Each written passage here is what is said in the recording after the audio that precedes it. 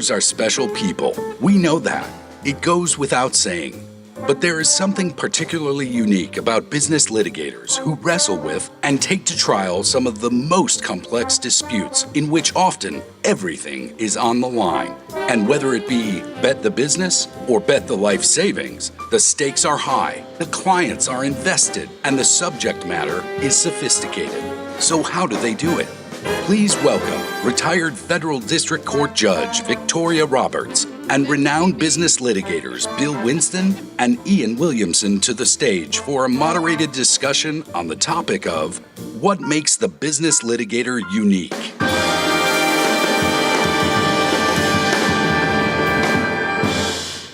All right, good evening, everyone. We're going to get this panel started.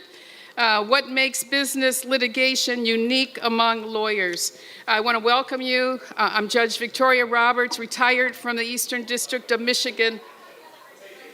Hello. Thank you.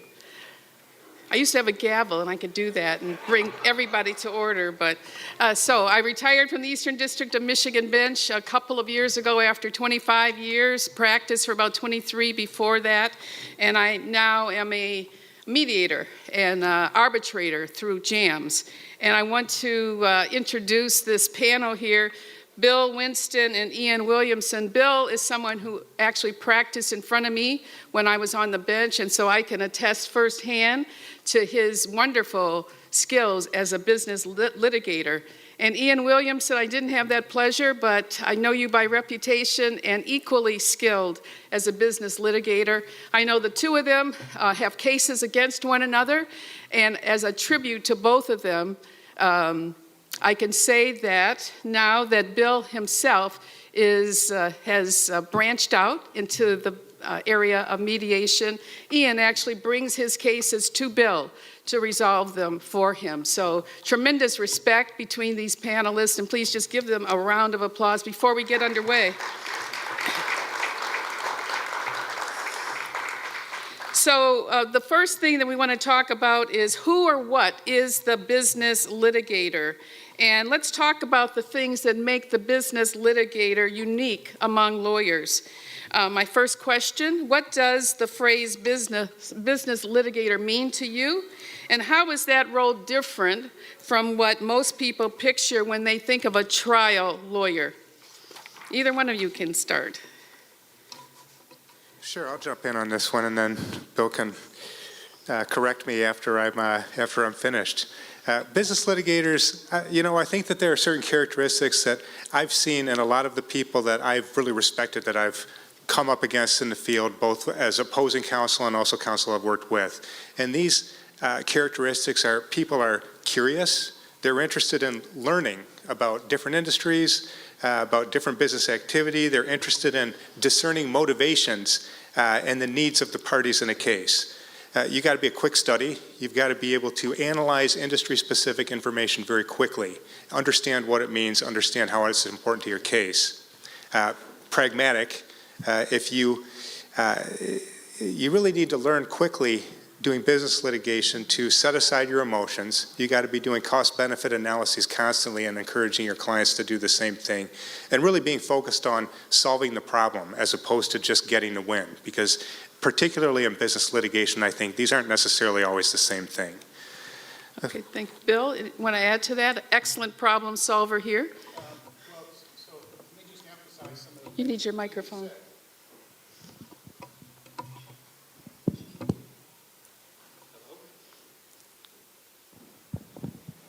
Hello? It's working. Let me emphasize some of the things that Ian said, who is a tremendous lawyer, by the way.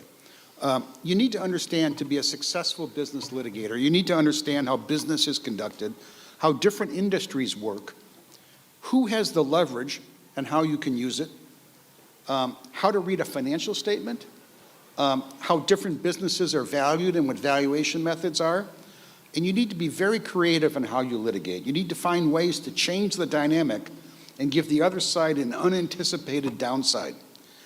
And you have to be comfortable dealing with sophisticated clients who want to be involved at every step. You're usually dealing with C-suite executives, And in my view, the most important characteristic of a business litigator is common sense or street smarts. Most disputes get resolved without the lawyer getting involved. So you have to ask yourself, what caused this one to end up on my desk? You need to figure out what's really going on, either to settle the case or to cross key witnesses and win it at trial. Thank you. Thank you both. I think you may have covered this, but in your own practices, can you just think of one habit or one mindset that you think really distinguishes an excellent business litigator from an excellent litigator in another field? You know, Bill said creativity, and I think that's key. Abraham Maslow once said, if you only have a hammer, every problem looks like a nail. You cannot approach business litigation that way. You've got to be able to think outside the box when it comes to resolution. It's not just about someone writing a check and someone getting a check. You got to think about what are other ways that you can make someone, if not whole, make them happy. Can you peel off a couple divisions of an operating business? Is there some real estate that can change hands? Is there some type of ongoing relationship that can be crafted that's beneficial to both sides? You really have to be thinking big picture. All right, thank you. Hello? And you have to kind of anticipate what your opponent may be doing. For example, when I mediate cases, I do a lot in the automotive supply sector. You know, a typical case is a Tier 1 suing a Tier 2, claiming the Tier 2 supplied defective widgets, and the Tier 1 had to pay the automobile manufacturer a ton of money to compensate them for the widgets, and they now want to collect it from the Tier 2. Tier 1 usually has a pretty strong case, and they're pretty intransigent in the beginning about settling it for any major discount. But what I say to them is, can you finish this case? They, of course, say, yes, we got a lot of money, we can do that. I say, well, wait a second. What if the Tier 2 subpoenas the auto manufacturer, Ford, GM, Chrysler, whoever it is? What's going to happen? They're going to call me up, and what are they going to say? Keep me the hell out of your mess. You solve your legal mess without involving me. You can't finish. You got to do the best settlement you can here today, because if looking down the field, you've got these problems. And so you've got to be creative in identifying, either as a litigator, what your obstacles are down the road, or as a mediator in helping people understand why they have to settle. All right, thank you. Ian, tell us let's talk a little bit about what's unique among the business lawsuits. Tell us of a typical business case you've handled recently, about its life cycle that is different from, say, a personal injury or a criminal case even. What's different? What's unique? I think the lifestyle or the life cycle of the case is very fact and personality dependent in business litigation. For example, say you've got a party who's being frozen out of a company, they just got locked down, their computer's shut down, they have no access to information. In that situation, you really have to come out of the gate quickly with initial disclosures, a broad set of discovery requests, maybe at the same time that you're serving your complaint, and you need to be trying to preserve as much information and get as much as you can. But maybe other times you've got a dispute where the parties are reasonable on both sides, you've just hit a wall and they're not willing to voluntarily go any further towards a resolution, but there's too much pride for either side to cave. So in a case like that, maybe you just need to get something filed, get an early mediation on the scheduling order quickly, and then use that as an opportunity for the parties to be able to save face and say, hey, okay, let's talk about a resolution again. You don't need to work that one up anywhere near as much. And then other times you might have one side that's completely unreasonable and really can't appreciate their risk, and you need to make them feel the pain. Maybe have some deposition notices right out of the gate and get people sitting down and feeling the heat very quickly. Okay. Bill, let me ask you this. And Ian, you mentioned curiosity in the answer to your first question as a trait that the business litigator has. Many of these cases are curiosity driven. Bill, can you share an example of when your intellectual curiosity about your client's business may have changed the theory of your case, or how you even went about preparing for trial? Sure.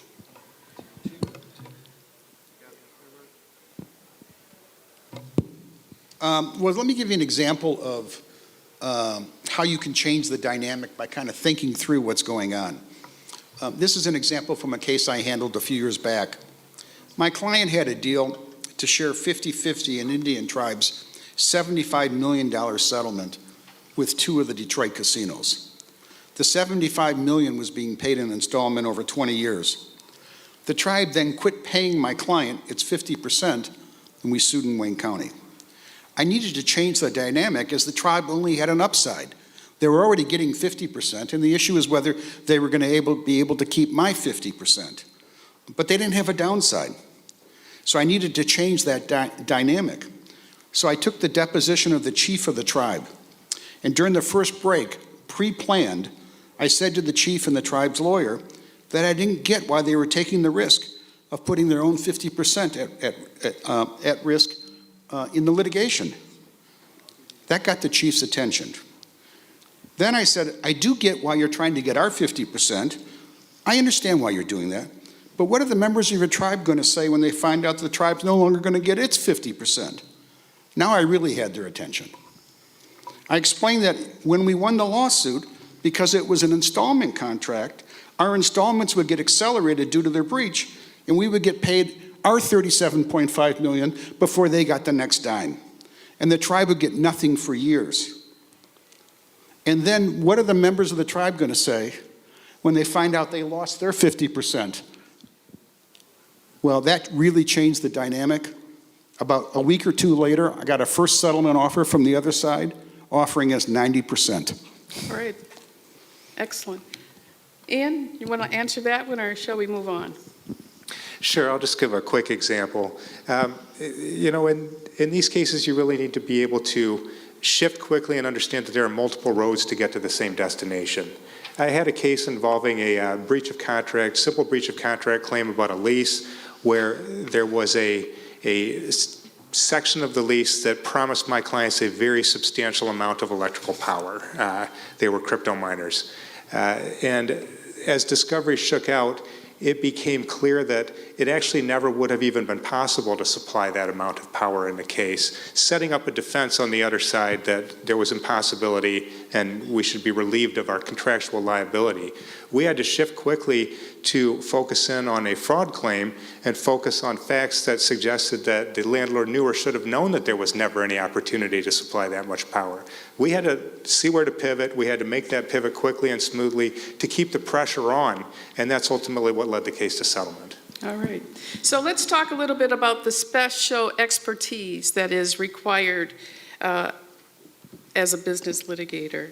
You both work across industries, but also in very specialized spaces like automotive or healthcare.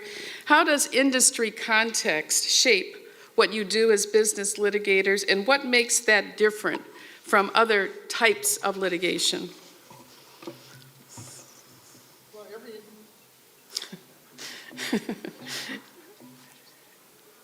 First, the business litigator has to figure out how to work the mic. Every industry is different. I'll give you two examples. The real estate development industry, the clients tend to be huge risk takers.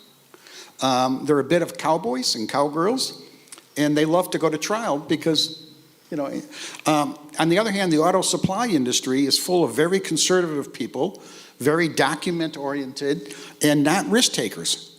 And that really constrains sometimes what you can do and not do. And on the other hand, with the real estate developers, they like to go to trial. So, as an example, in law school, I never cared for real property. I never wanted to do anything with real property. But in real life, real estate developers as clients, if you like trying cases, they're great. All right. Ian? Yeah, I tend to represent a number of physicians and disputes among owners of healthcare practices. And in those types of disputes, you really do have to understand things like how Stark laws work, how anti-kickback laws work. You've got to understand issues relating to certificates of need, what it means to lose a certificate of need, how difficult it is to restore it, how to maintain it. These are things that the physicians themselves often have very little to no understanding of, or what they think is their understanding of it is radically different from what is the actuality. So you do need to develop quickly that type of industry-specific knowledge when you are working cases in those fields. Before formal discovery even starts, what do you see as the minimum baseline understanding that a business litigator must have about the client's industry, and how do you go about gaining that understanding?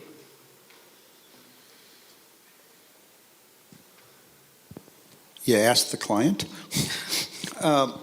In order to figure out who has the leverage and how you can change the dynamic, you have to understand how the business is conducted. You have to understand who's controlling the treasury. You have to understand all those issues. I'll give you an example.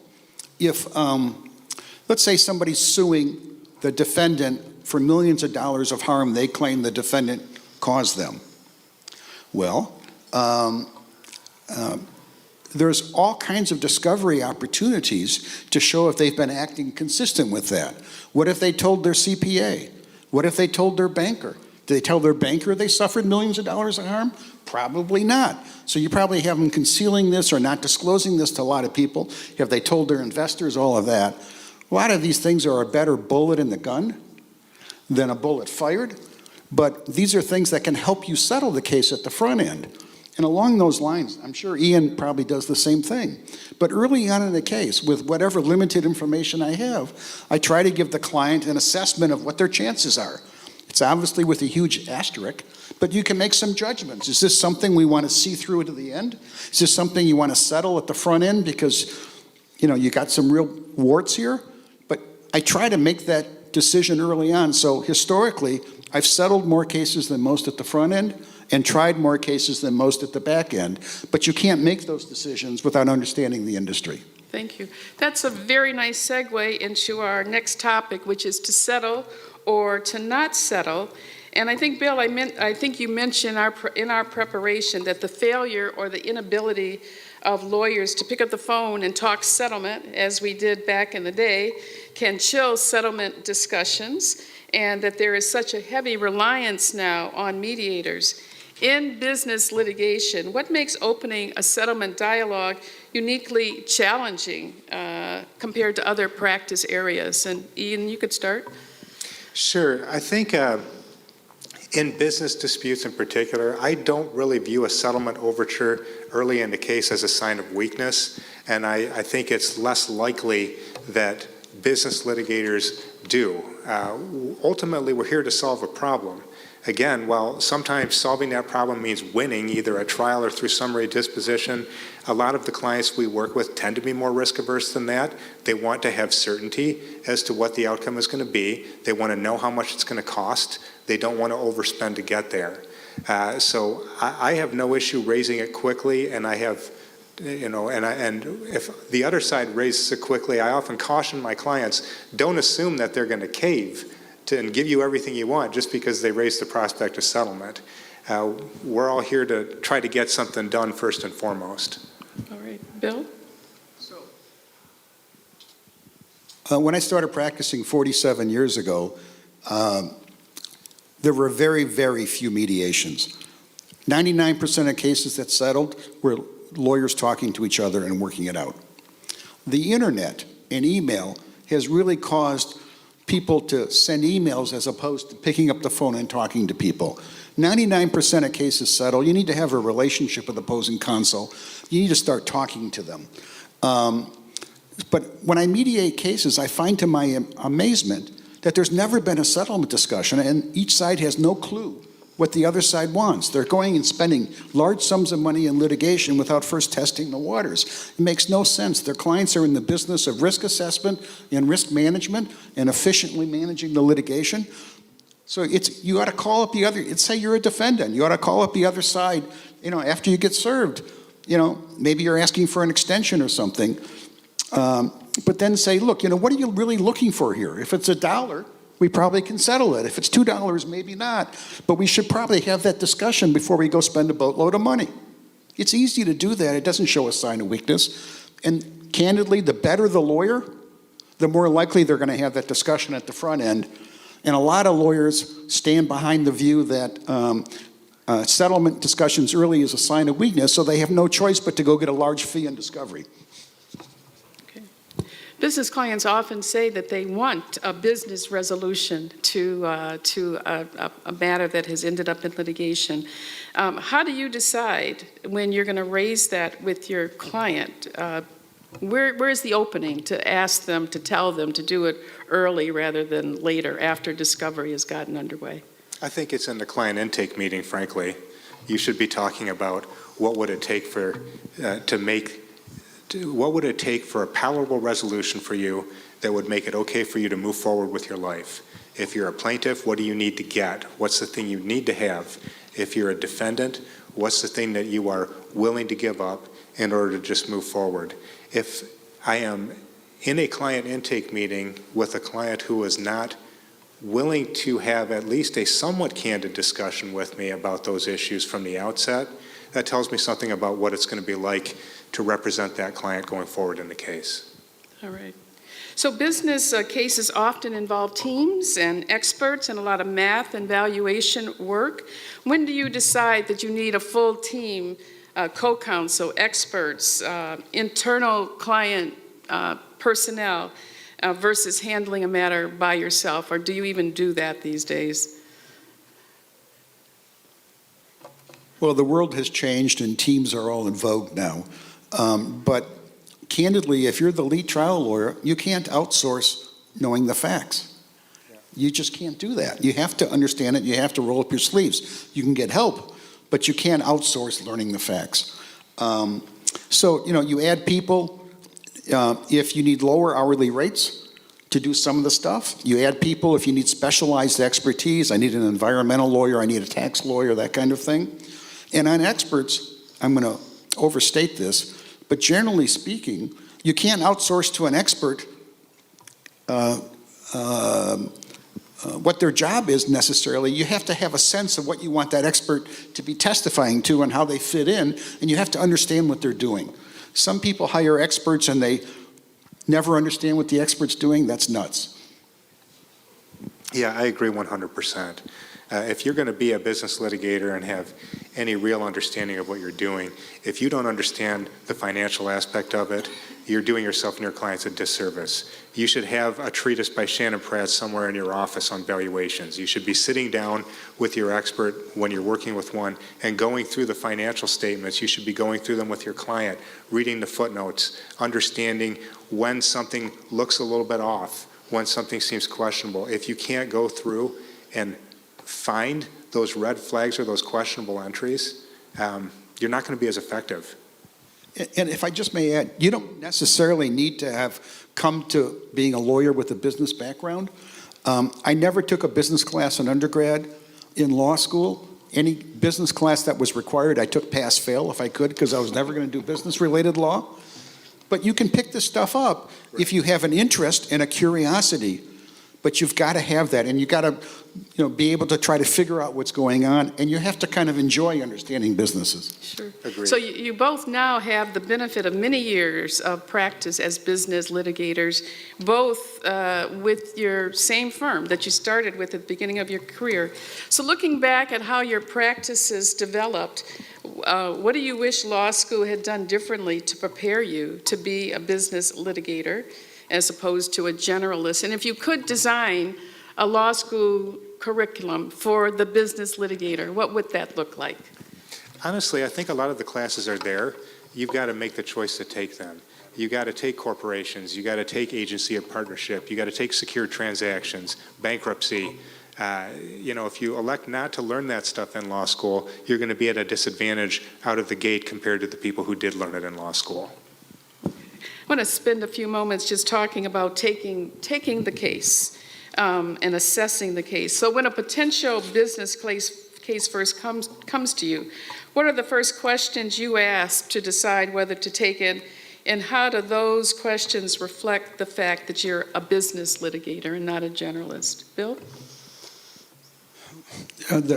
My main question, what I really want to know, I obviously got to learn the facts from the client, but I want to know what their goal is. I want to know what outcome they're looking for, and whether they're doing this as a matter of principle, and if so, how are they spelling the word principle? Does it end with P-A-L or P-L-E? Are they looking, from a cost-effective standpoint, I want to put in fees proportional to what's involved, or are they looking at it some other thing? Ian, anything to add to that? I look at things the same way. Actually, I would agree with everything Bill just said. All right. I want to ask just one final question, and this is directed to the young lawyers. I know that Mark said at the outset we have a lot of law students here, particularly from Wayne. So for these law students, maybe young lawyers, new lawyers who may be asking themselves, do I want to become a business litigator? What is the one reality of this, good or bad, that you wish someone had told you at the outset of your practice? Opposing counsel is not your enemy. The better you can work with them, the better relationship you have with them, the more effective you're going to be. I'm going to answer a related question to the one you asked, which is with respect to the training of young associates. Whenever a young associate works with me for the first time, I tell them, even though you're only working on a piece of this case, I want you to treat the entire case as your own. I want you to take ownership of it. I want you to think about what we ought to be doing tomorrow, next month, and 6 months from now. I want you to come to me with all your ideas. And if of the first 10 ideas you come to me with, 9 of them suck, I'm delighted because you came up with one I hadn't thought of. And over time, your batting average will improve. But so often today, the young lawyers only want to do pieces of things and they don't want to have ownership. If you're a young lawyer, stick your head up in the foxhole, take ownership, ask questions. Why are you zigging? Why are you zagging? Why are you doing this? What's the rationale? Help me understand. Be precocious. Yeah, great points. I think these excellent lawyers could talk for the rest of the evening, but our time is up, and I want you to please give them a round of applause.